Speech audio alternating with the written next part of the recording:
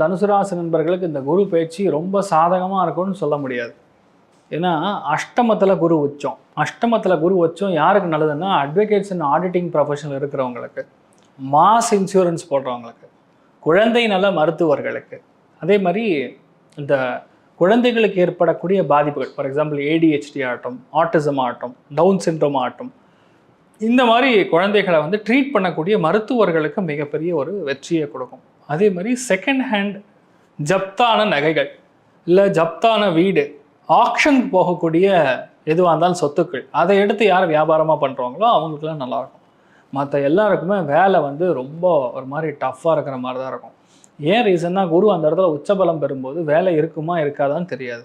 நிரந்தரமாக ஒரு இன்கம்மை நீங்கள் நம்பாமல் 2-3 வேலைகளை பார்த்துக்கொள்வது நல்லது. தனுசை பொறுத்த வரைக்கும் இந்த டைமில் லேண்டு, ரியல் எஸ்டேட்டு, புரோக்கரேஜ், இந்த மாதிரி விஷயங்கள்.